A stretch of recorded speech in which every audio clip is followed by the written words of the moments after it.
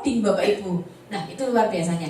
Sukses gak menurut Bapak Ibu seorang Nadine? Sukses, walaupun dia belum percaya Tuhan. Yang Katolik kan istrinya, ya kita doakan aja Bapak Ibu. Tapi menurut ukuran manusia, sukses gak Bapak Ibu? Sukses. Dia sukses bisnis, sukses. Terus dalam politik sukses. Oke. Sekarang saya tanya sebelum mulai. Menurut Bapak Ibu seseorang itu bisa sukses tergantung siapa? Diri sendiri. Betul Pak, tergantung Tuhan dan tergantung diri sendiri. Kita nggak bisa dikit-dikit main nyalahkan iblis. Ini semua gara-gara iblis. Nasib ya nasib, gitu katanya. Katanya Bill Gates seperti ini Bapak Ibu. Kalau orang lahir miskin, itu bukan kesalahan dia.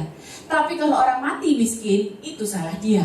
Karena yang menentukan jalan hidup kita emang Tuhan, tapi kita juga berperan di dalamnya. Oke, mulai masuk pada firman Tuhan. Puji Tuhan tadi tanya, ada multimedia, gak ada, syukur datang gitu.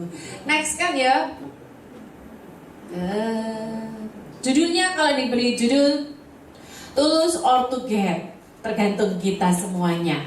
Oke, next kan, kita jalan bersama-sama pelan-pelan. Yuk kita baca ayatnya, Efesus 1 ayat yang keempat. Yang keras Bapak Ibu. Sebab di dalam Dia Allah telah memilih kita sebelum dunia menjadi. Kayaknya Bapak Ibu sering baca ayat ini, tapi saya mau jelaskan. Bapak Ibu kepikir nggak sih firman Tuhan di sini dibilang sebab di dalam Yesus Allah telah memilih kita semua. Jangan bilang itu hamba Tuhan aja, Bu Nancy pendeta. Enggak, semua kita. Kalau Bapak Ibu duduk di sini, berarti Bapak Ibu percaya Tuhan dong. Kalau Bapak Ibu percaya Tuhan, berarti Bapak Ibu dipilih. Nah, firman Tuhan jelaskan di sini sebelum dunia dijadikan. Pak, berarti sebelum ada matahari, bulan dan bintang, sebelum semuanya bumi diciptakan, Bapak udah dipilih Tuhan. Loh, tapi kan belum ada fisiknya. Bener kagak? Iya. Emang ada, sudah ada, spiritnya ada. Belum di casing Bapak Ibu. Belum keluar cetakannya, belum. Tapi secara spirit sudah ada dan dipilih. Oke. Yang ayat Yeremia 1 ayat 5. Baca sama-sama Bapak Ibu. Sebelum aku membentuk engkau dalam rahim ibumu, pelan-pelan. Jadi gini ceritanya. Yang paling muda aja di sini. Siapa namanya lupa saya? Andin. Oke. Pas ada mamahnya di sini. Jadi gini, sebelum kamu dirupakan dalam bentuk fisik seperti ini, Tuhan sudah pilih kamu, Din. Ya. Nah, terus di mata Tuhan, menurut planningnya Tuhan, desainnya Tuhan, Andin lahir tahun 84 di Jakarta. Ya, oke. Dalam planningnya Tuhan, nah ini sekarang sudah siap rilis ini ke muka bumi ini. Jadi dia dicetak dalam perutnya mama. Firman Tuhan berkata di dalam Mazmur, dia menenun kita dalam kandungan mama kita. Sebentar, biar dimatiin dulu. Ini. Oke, dia menenun kita dalam kandungan kita. Gini, emang secara spirit kita udah dipilih, tapi untuk casing dia ngikutin casing emak bapak kita dong. Nggak mungkin kalau casingnya ibu Chinese putih, terus keluar anaknya yang hitam legap kayak orang Afrika, nggak mungkin. Jadi memang kamu digambarkan Tuhan, tujuannya Tuhan, kamu memang lahir di tahun 1984 di kota Jakarta. Jadi gini loh Bapak Ibu, gini. Saya mundur lagi. Tuhan itu sebelum merilis kita ke muka bumi ini, Tuhan itu sudah punya grand design, sudah punya blueprint. Blueprintnya itu sudah selesai dibuat, sudah di end. Seandainya cerita itu dia sudah di end, udah selesai.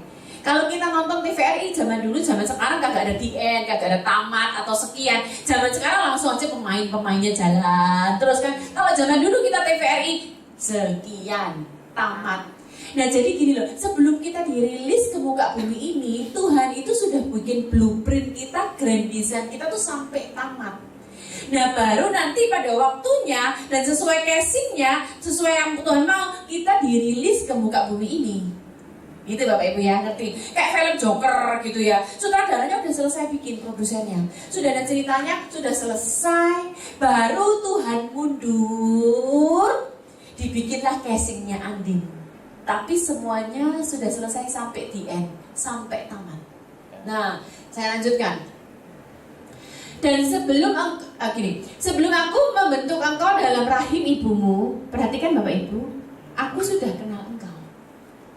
Jelas dong, karena memang sebelumnya sudah ada kita. Belum daging, masih spirit. Tuhan sudah pilih. Dan sekarang tinggal waktunya dirilis ke muka bumi ini, dibentuk dalam rahimnya mama, ditenun, Tuhan sudah kenal. Nah, lanjut lagi. Dan sebelum kamu keluar dari kandungan, aku sudah menguduskan engkau. Dan baca lanjutnya setelah itu, aku telah menetapkan engkau jadi nabi bagi bangsa-bangsa. Kalau Yeremia jadi nabi, tapi setiap kita, begitu kita keluar di muka bumi ini, satu, kita dipilih, dan dua, Tuhan sudah punya ketetapan. Tuhan sudah punya purpose, desainnya, tujuan akhirnya, the end-nya itu sudah jelas. Nggak kayak film sinetron Indonesia Bapak Ibu ya. Karena di tempat kita Pak Teddy tahu juga ada Samuel Silgwin, salah satu pemeran utamanya orang ketiga. Dia kasih bocoran kami gini, kalau sinetron Indonesia tuh Pak, kalau ratingnya masih tinggi, ceritanya dipanjang-panjangin, tiba-tiba ada ini. Zaman dulu kan tersanjung sampai berapa itu Bapak Ibu? Bener bukan? Tapi begitu ratingnya udah mulai turun, tahu-tahu di-cut gitu aja, mati gitu. Selesai sudah. Termasuk filmnya orang ketiga. Saya maka gak nonton, cuman karena pemainnya di situ jadi saya ngerti. Tahu-tahu udah selesai aja. Karena ratingnya udah mulai turun. Kalau kita kagak Bapak Ibu, bukan nurutin rating, kagak. Kita tuh memang sudah ada grand desainnya, the end-nya sesuai sama naskahnya Bapak Ibu. Oke. Next kan lagi. Ngerti ya Bapak Ibu ya? Konsep ini ngerti ya? Next kan?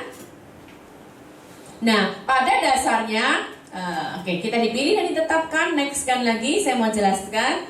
Nah, kalau kita ini ceritanya udah selesai Pak, naskahnya udah selesai, filmnya udah jadi, Jokernya itu akhirnya masuk ke, Bapak Ibu nonton Joker nggak? Yang nonton tuh bagus tuh untuk psikologi Bapak Ibu, gitu ya.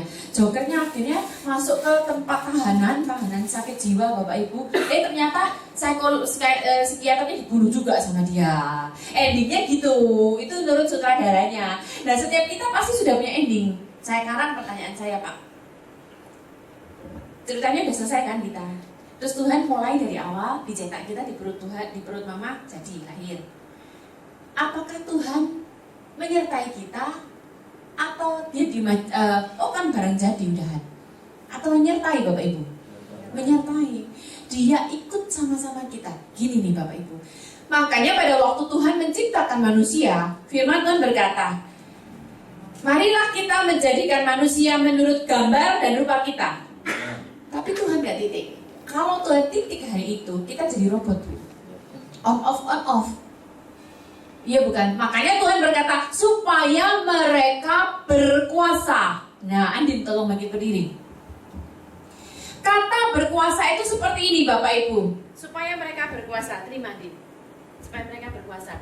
Jadi begitu dikasih kuasa, Tuhan dan manusia ini kerjasama. Kalau bisnis gitu berpartnership, sharing Bapak Ibu, sharing power. Jadi sejak saat Tuhan berkata supaya mereka berkuasa, manusia juga punya kedaulatan, manusia juga punya free will untuk menentukan kehidupannya dia supaya dia bisa sampai ending atau enggak. Tuhan memang menentukan, tapi manusia punya keputusannya. Sejak berkuasalah. Bapak Ibu, nih saya tanya ya, kalau seandainya kita jadi robot Pak, contoh, Bu mesin cuci nih ya, kita nyuci baju, kita tinggal pasang dong, waktunya kita masukin sabunnya, perlu ditungguin nggak? Nggak perlu, kita tinggal. Nah kalau kita robot Bu, kita ditinggal sama Tuhan. Masalahnya Tuhan sudah kasih kita free will, dikata supaya mereka berkuasa, makanya itu Tuhan perlu menyertai kita. Ngerti gak maksudnya Bapak Ibu? Supaya kita sampai kepada the end-nya tadi itu, sekiannya itu. Jadi dia bukan kayak sutradara nonton bioskop, bukan. Dia nyertai. Karena apa? Karena memang Tuhan kasih kita free will. Oke, next kan? Nah, contohnya ini Tuhan menyertai ya. Malam itu Tuhan berjaga-jaga pada waktu orang Israel akan keluar dari tanah Mesir. Saya percaya 20 Oktober kemarin pada waktu Pak Jokowi ditahbiskan, dilantik, semua orang Kristen berdoa. Ya emang TNI Polri berjaga-jaga, tapi di atas itu semua Tuhan berjaga-jaga atas bangsa kita. Amin. Waktu siang ada tiang awan, waktu malam ada tiang api. Bukti penyertaan Tuhan, bukti bahwa Tuhan bukan sebagai sutradara yang nonton, tapi Dia ngiringin menyertai kita. Next kan lagi. Nah, pada dasarnya Ia mendesain kita sukses sampai tujuannya. Yuk, saya tanya, Bapak Ibu, apakah ada kita yang didesain Tuhan matinya kita mati narkoba? Nggak ada. Kalau seseorang mati narkoba sampai HIV, Pak, itu karepnya siapa, Pak? Salah dewi. Tuhan nggak desain gitu. Firman Tuhan Yeremia 29 ayat 11, sebab aku nih Tuhan mengetahui rancangan-rancangan apa yang ada padaku tentang kamu. Rancangan-rancangan yang penuh harapan, masa depan yang gilang gemilang, kagak mati HIV, Bapak Ibu. Betul kagak? Nah, kesuksesan kita baik buat Tuhan. Nah, saya kasih contoh habis gini supaya Bapak Ibu ngerti. Nah, yuk kita baca bawahnya sama-sama. Sukses dari sebuah produk melindungi nama company-nya, melindungi reputasi nama company-nya. Kalau Bapak Ibu saya kasih contoh, baru Bapak Ibu mudeng bahasa Jawanya. Tolong di next kan. Yuk kita lihat.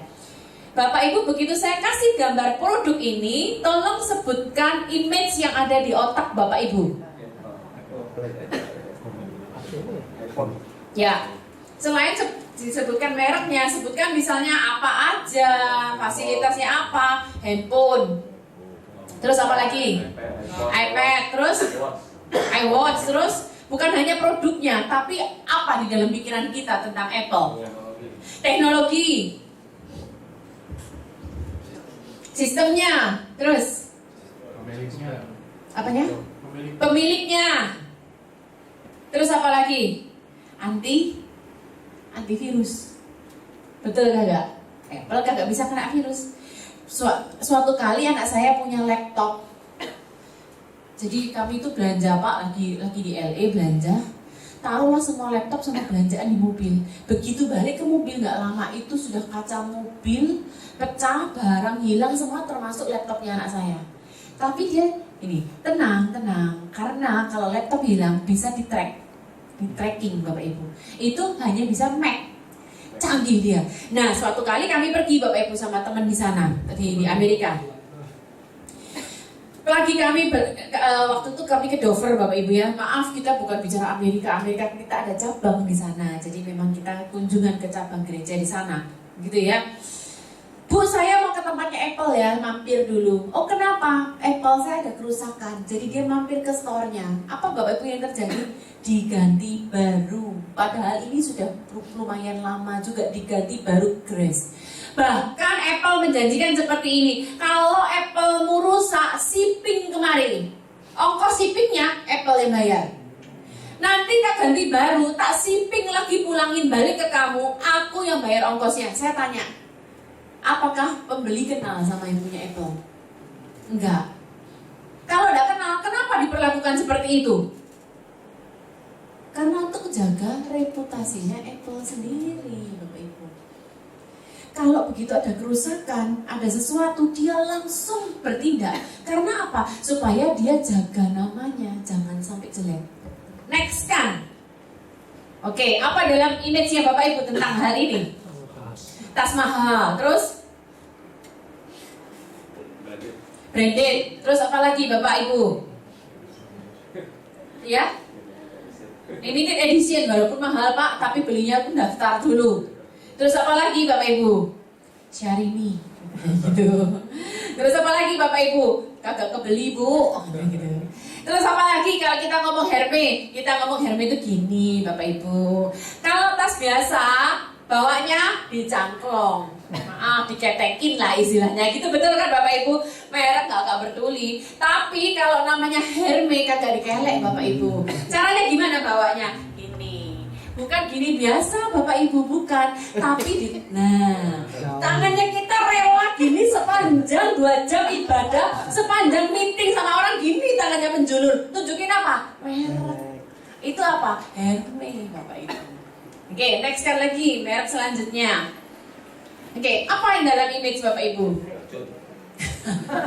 Kalau kebanyakan Pak, sesekali enak juga sih. Oke, apa lagi? Boleh juga, nggak apa-apa image-nya Bapak Ibu.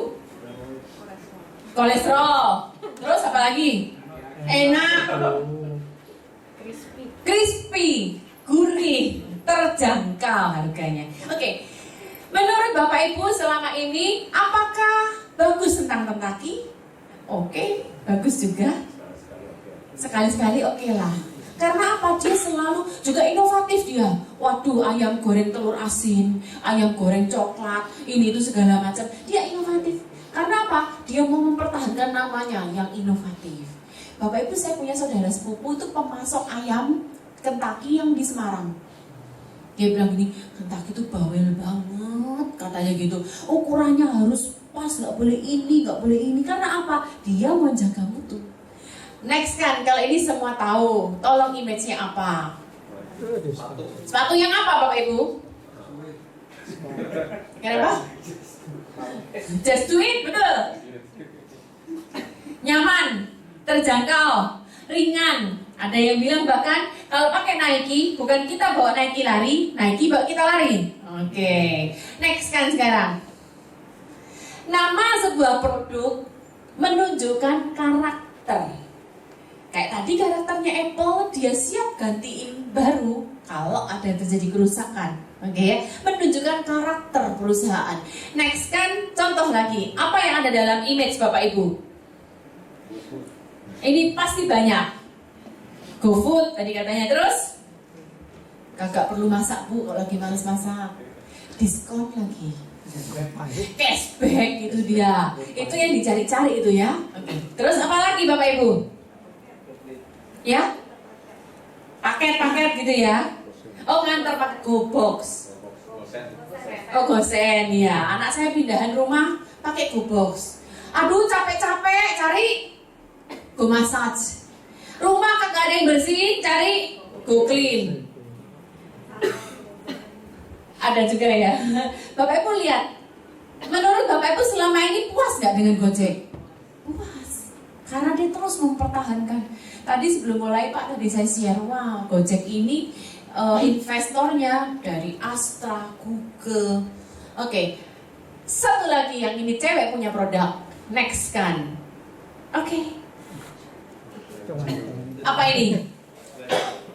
Produk kecantikan. Terus kemudian apa kesannya? Apa bedanya Chanel sama Viva? Tapi jangan salah loh Bapak Ibu, Viva ada produk bagusnya. Apa ayo? Yang kuno-kuno nih sama kita nih. Pensil alisnya.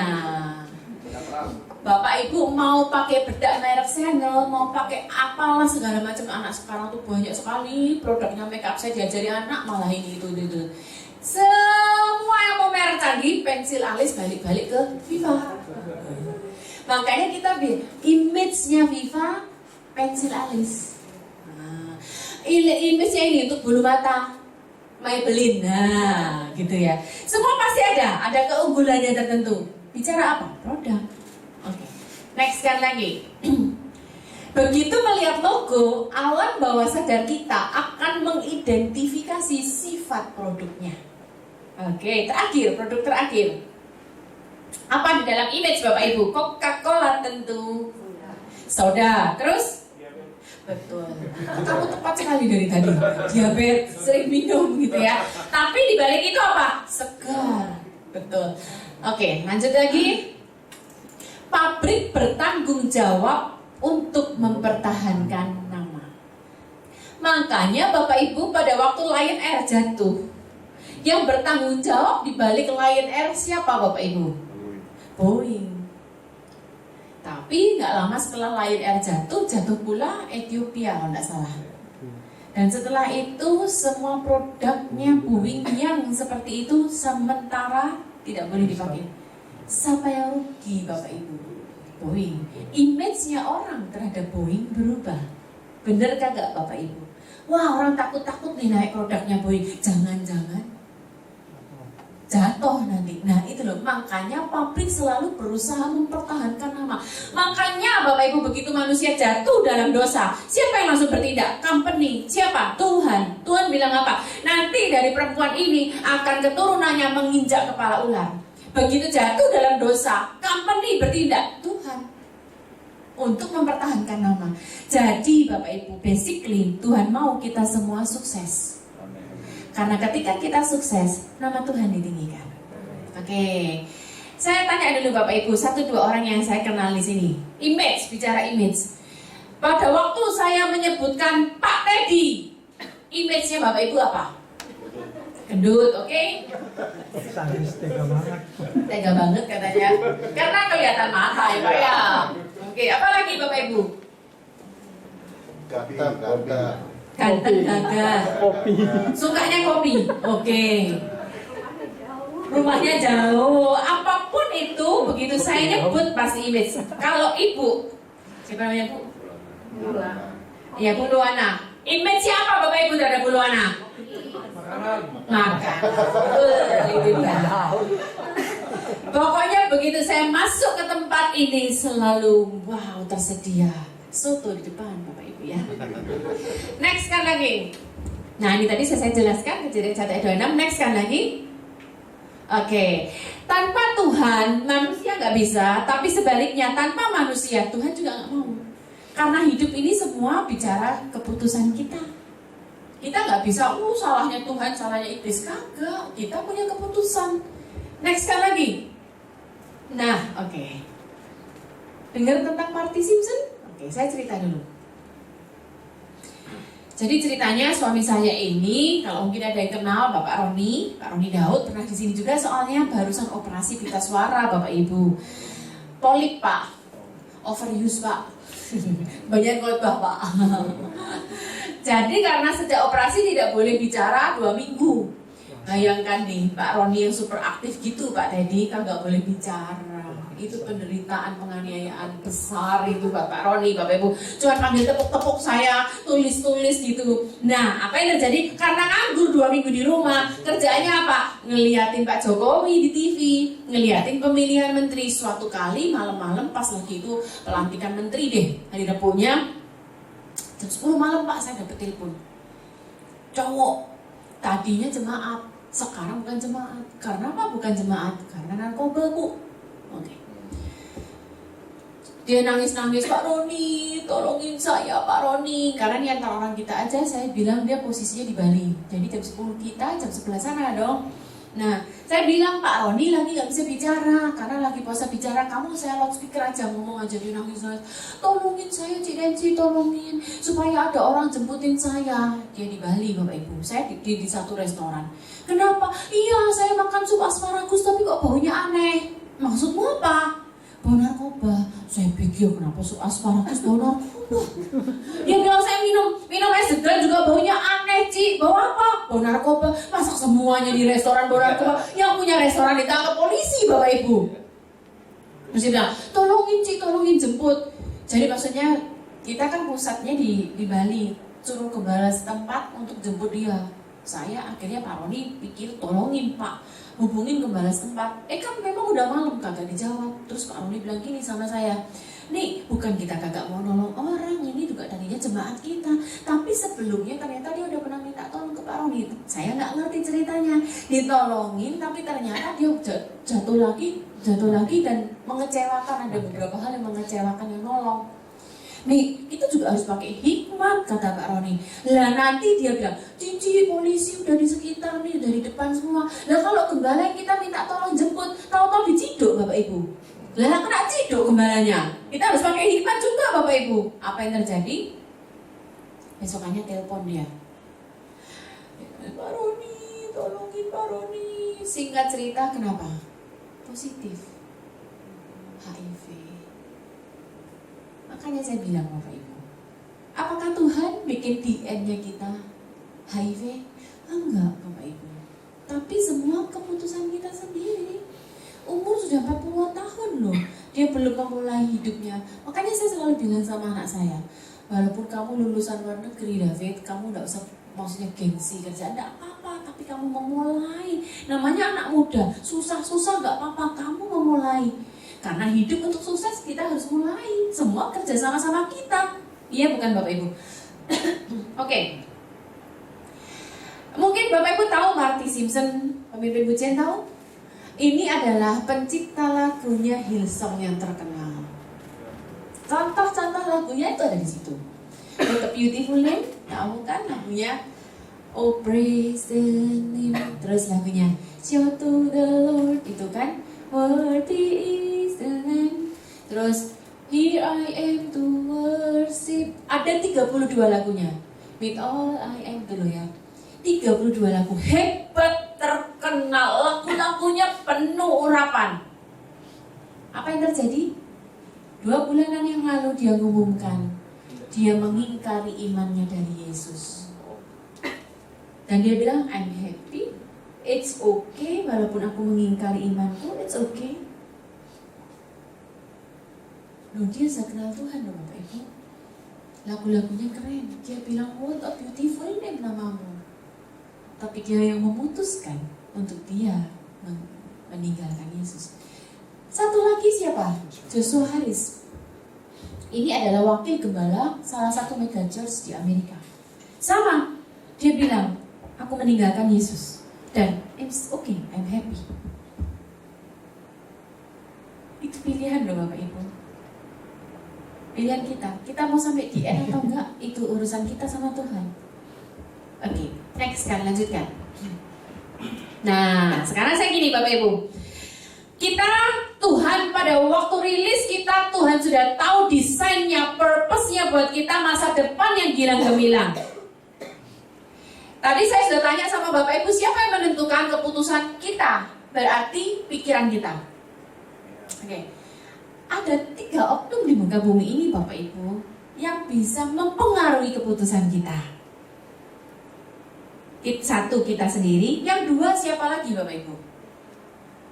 Yang 2 siapa lagi? Satunya iblis, satunya Yesus. Cuman Yesus sudah mati, naik ke surga, digantikan Roh Kudus di dalam kita.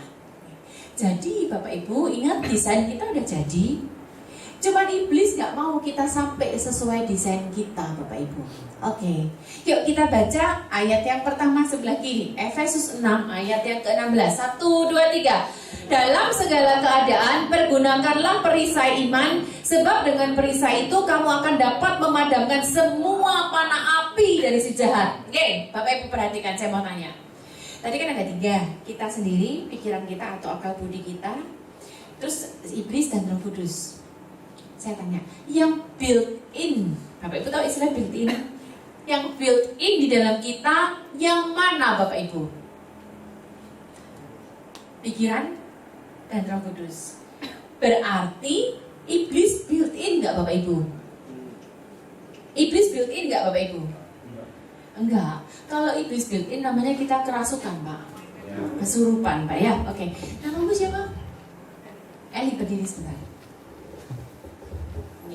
Firman Tuhan Efesus 6 ayat yang ke-16, sebab iblis itu selalu berdiri di sini. Iblis itu selalu melemparkan, di situ dikatakan semua panah api, ya di sini aja. Jadi dia lewat dia lemparkan panah api. Yuk kita baca selanjutnya. 1 Petrus 5 ayat yang ke-8. Semua baca bersama-sama. Sadarlah dan berjaga-jagalah, lawanmu si iblis berjalan keliling sama seperti singa yang mengaum-ngaum mencari orang yang dapat ditelannya. Dia berjalan keliling mencari apa Bapak Ibu?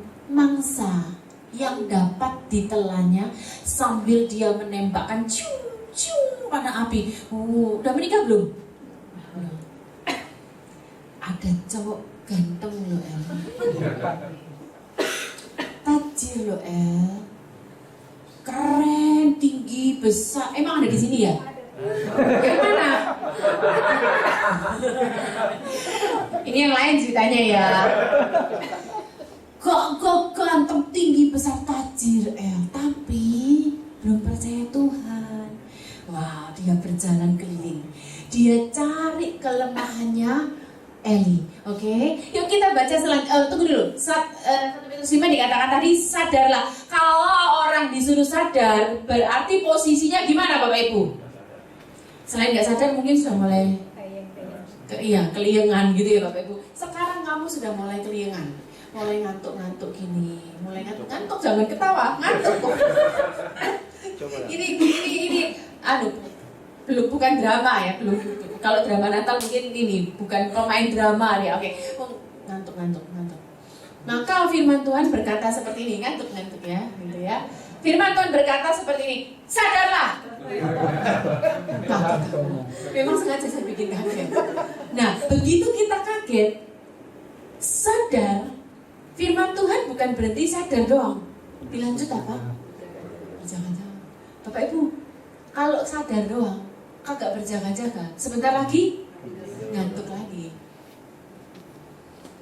Betul kagak? Makanya firman Tuhan bilang sadar, tapi tidak cukup sadar, berjaga-jaga. Sebab iblis itu mencari orang yang dapat. Kalau ada yang dapat, berarti ada yang nggak dapat. Tergantung siapa Bapak Ibu? Tergantung kita. Yang selanjutnya, yuk kita baca. Ini Kain dan Habil. Apakah mukamu tidak akan berseri jika engkau berbuat baik? Tetapi jika engkau tidak berbuat baik, firman Tuhan berkata, dosa mengintip di depan pintu. Jadi dia sifatnya mengintip kita. Ini pacar kan atau sudah tunangan? Calon. Oh belum. Sedikit lagi. Oke. Namanya siapa? Apa maksudnya? Hah? Ricky. Firman Tuhan berkata, oh jangan deh. Seharusnya si suami istri ya, lebih enak contohnya. Katakanlah Anggaplah suaminya. Nah dia menggoda kan. Firman Tuhan dia bilang, dia di situ dikatakan mengintip dan menggoda. Ricky itu sudah berapa hari di WA nggak dijawab. Pulang malam-malam terus itu. Gendut. Makin lama makin gendut. Kamu jangan mau nikah sama dia nanti. Itu belum apa-apa, perutnya tuh sampai lapisnya tuh dihitung berapa lapis tuh lingkarannya. Jangan mau dia. Tuh orang lain itu yang tadi suka sama kamu yang belum percaya Tuhan tuh itu lebih keren itu. Nah, lebih six pack gitu kan. Nah Bapak Ibu perhatikan. Yuk kita lanjutkan baca selanjutnya. Tetapi yang keras Bapak Ibu, engkau harus berkuasa. Sama-sama ulang. Engkau harus berkuasa. Siapa yang berkuasa Bu? Bukan Tuhan loh. Siapa yang harus menguasai godaannya? Kita. Bukan Tuhan. Kalau kita tergoda, salah siapa? Salah kita. Kita nggak berjaga-jaga. Tapi perhatikan Bapak Ibu, iblis bukan built-in. Makanya dia nembakkan panah api. Dia berjalan keliling. Dia menggoda kita yang harus berkuasa. Setuju nggak sampai sini Bapak Ibu? Baru saya lanjut lagi. Thank you. Silakan duduk. Setuju ya bahwa iblis nggak built-in ya? Tunggu dulu, saya mau yakinkan dulu Bapak Ibu. Setuju nggak? Setuju. Kalau dia nggak built-in, berarti dia nggak di dalam kita dong. Dia bisa masuk nggak? Tergantung kita. Oke, kita lihat ayatnya. Ada buktinya. Next kan? Iblis akan terus berusaha menggagalkan perencanaan Tuhan dalam hidup kita. Next kan? Tapi semua tergantung pada keputusan kita. Next kan lagi? Ya. Mari kita baca ayatnya. Ricky, tolong bacakan. Banyak sampai ya. Maka masuklah iblis ke dalam Yudas. Nah, kok bisa masuk? Ayo, kamu yang pegang mic, kamu yang jawab sekarang. Baru baca sekali. Logika aja. Udah 2 kali udah kelas. Diizinkan masuk, mengizinkan masuk. Siapa yang mengizinkan masuk? Yudas Sendiri. Betul kata? memilih untuk Nah, gini Bapak Ibu. Kalau Bapak Ibu baca, belajar Pak, konteks yang sama tentang Yudas menjual Yesus itu di Yohanes 13 ayat 2. Nanti kalau Bapak Ibu penasaran, baca sendiri di rumah. Yohanes 13 ayat 2, Yohanes menuliskannya bukan iblis masuk, iblis membisikkan. Tapi Lukas beda penulisannya, iblis masuk. Lah kok bisa masuk? Kan tadi dia nggak built in Pak, kok bisa masuk? Karena kitanya yang mengizinkan masuk, akhirnya kita sudah nggak berkuasa lagi. Bapak Ibu perhatikan, begitu iblis masuk, pergilah Yudas kepada imam-imam kepala dan kepala-kepala pengawal bait Allah dan berunding dengan mereka bagaimana ia dapat menyerahkan Yesus kepada mereka. Begitu iblis masuk, langsung berbuat. Oke, saya tanya.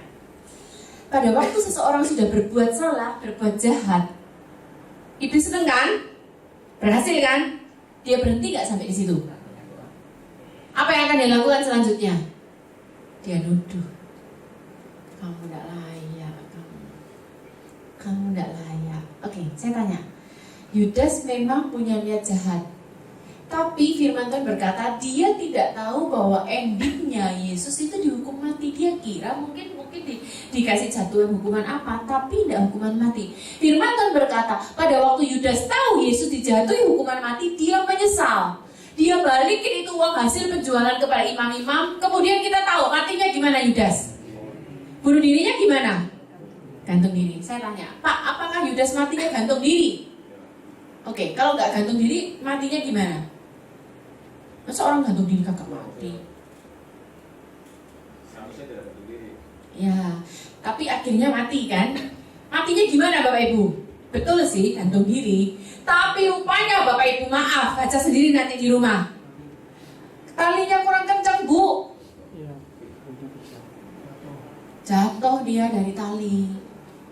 Nah, di bawah itu ada benda tajam, mungkin gimana? Bu, kena perutnya. Firman Tuhan berkata ususnya berhambur keluar. Perhatikan Bapak Ibu. Iblis berusaha tarik kita supaya kita nggak sampai tamat sekian.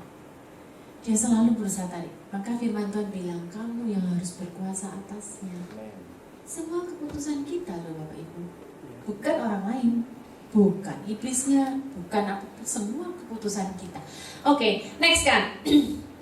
Saya mau jelaskan modusnya gimana sih iblis supaya kita paling tidak bisa ngerti dan berjaga-jaga. Next kan lagi. Habiskan semua di halaman ini.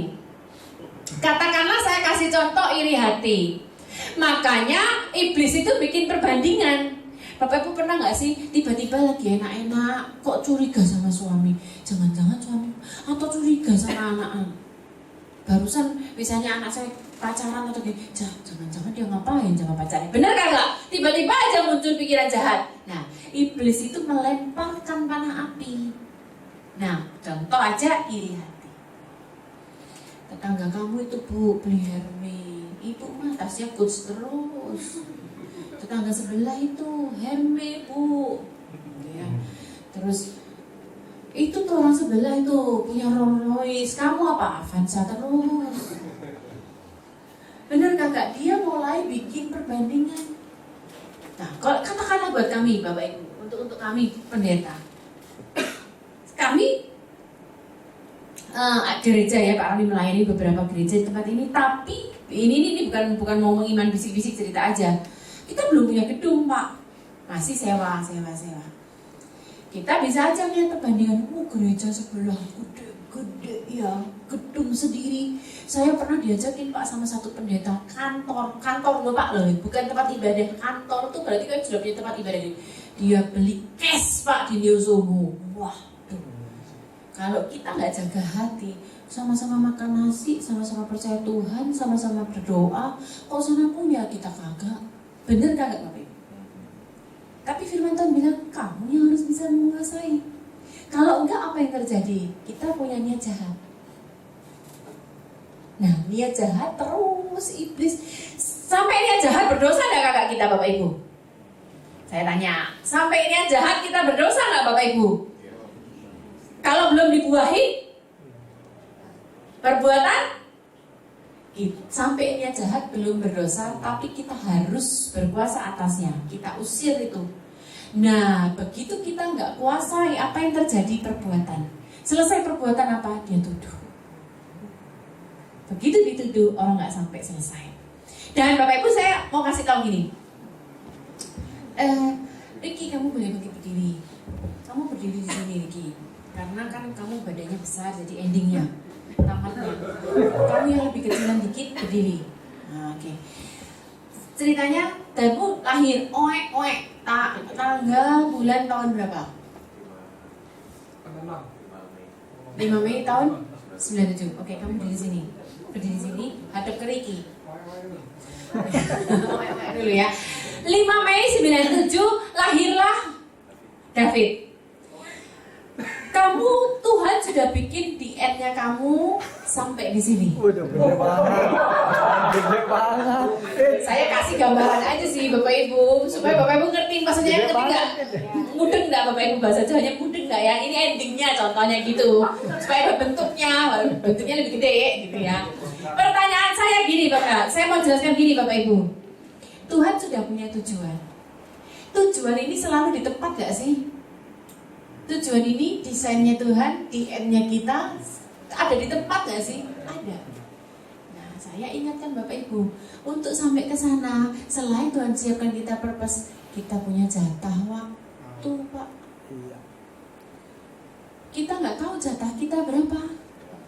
Betul nggak? Justru karena kita nggak tahu jatah kita berapa, Pak, kita nggak bisa main-main sama waktu kita.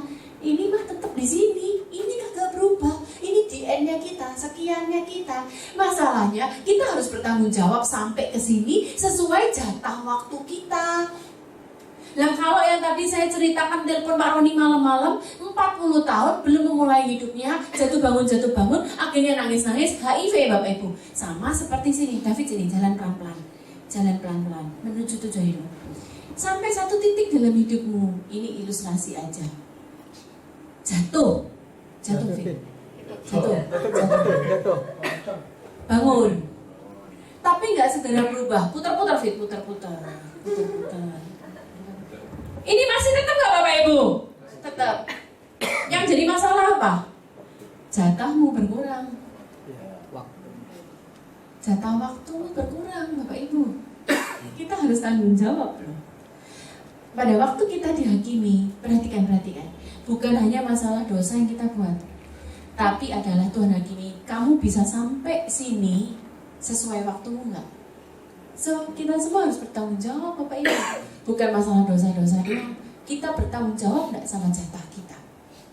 Oke, makasih. Next kan lagi. Tapi yang perlu kita tahu Roh Kudus dalam kita. Oke. Kalau bacakan Pak ya. Langsung aja dua-duanya. Yohanes 14:9.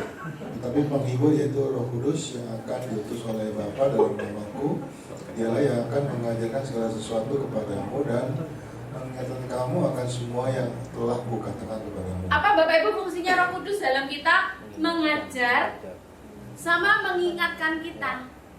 Yang diingatkan apa? Firman Tuhan. Jadi Bapak Ibu harus baca firman Tuhan. Nanti kita ngalami suatu dalam kehidupan kita, Roh Kudus yang ngingetin Bapak Ibu.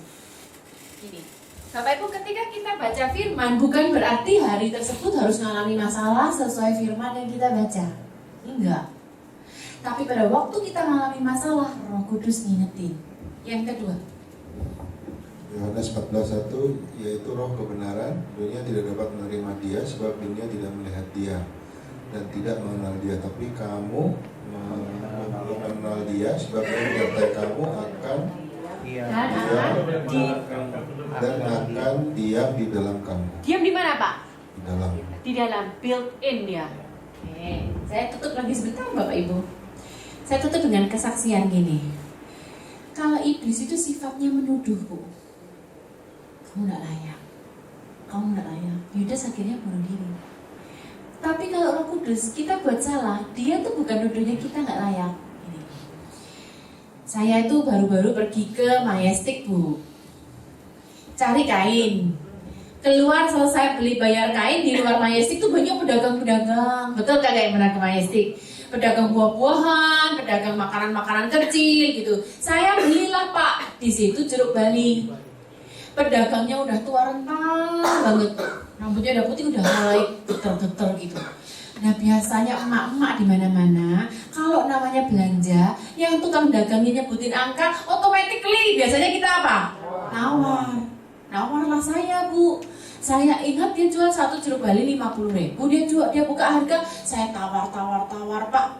Akhirnya saya dapat harga murah, saya beli 2 jeruk bali, pulang harganya saya pulang dengan puas karena harga bagus. Nah ya, nggak ada masalah. Berdosa nggak saya? Kesepakatan. Oke, saya pulang naik mobil. Ini Mayesti kan selatan Pak, rumah saya kan mau isi nih Pak, Kelapa Gading.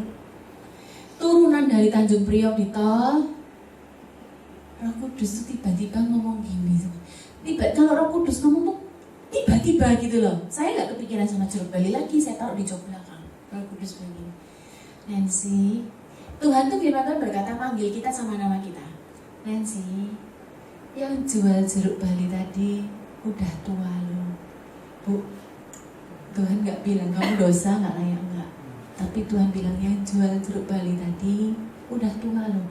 Langsung saya kayak orang tuh ngeh gitu loh Bu.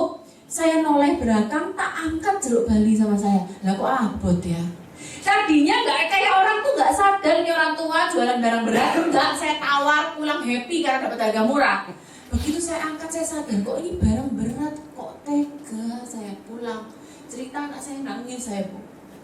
Devi, mama udah berdosa sama Tuhan kok tegur mama gini.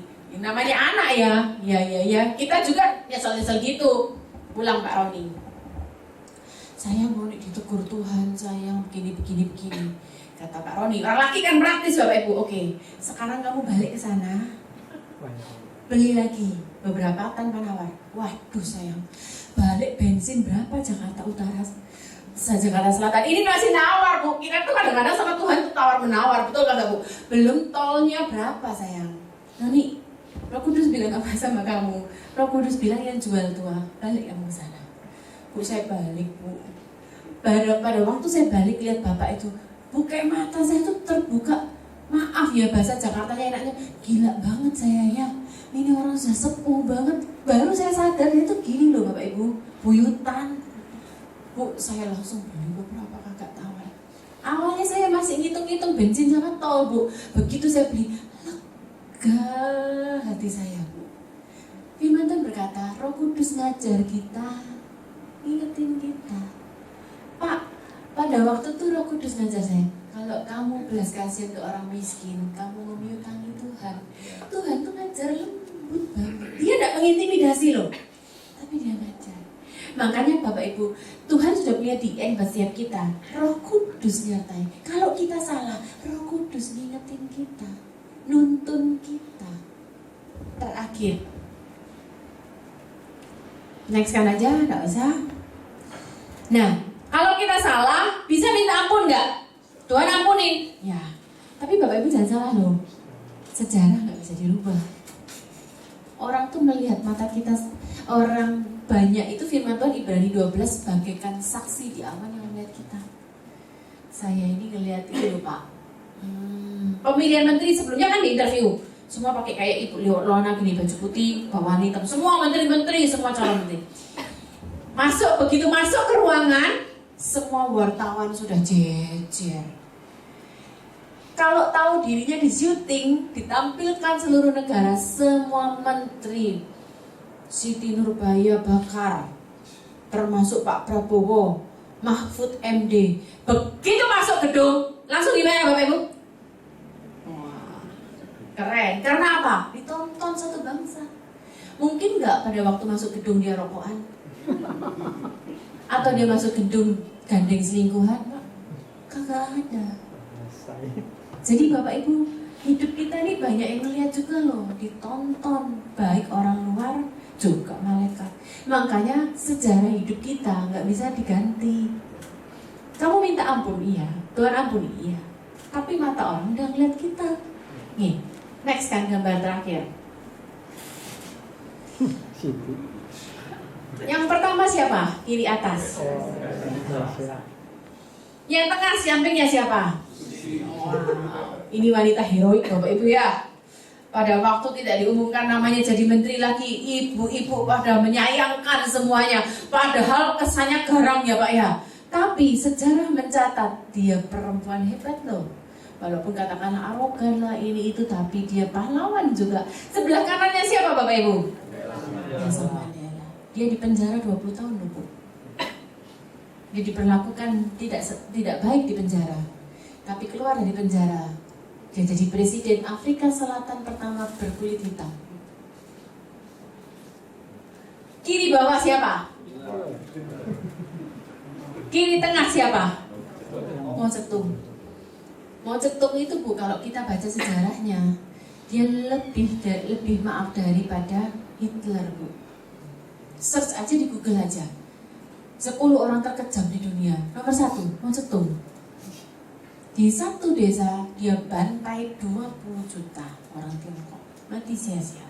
Gak ada harganya nyamannya. Sejarah sampai begitu saya ngomong Mao Zedong, langsung image kita. Begitu saya ngomong Nelson Mandela, sama seperti tadi produk itu tadi. Begitu saya ngomong Mother Teresa, oh orang India, Calcutta, punya hati mama. Susi, wah perempuan, heroik, perkasa. Ingat Bapak Ibu ya, semua mata di sekeliling kita ngelihat, sejarah menuliskan. Jadi mari kita akhiri hidup kita sampai the end. Malam ini kita sepakat, aku mau akhiri hidupku.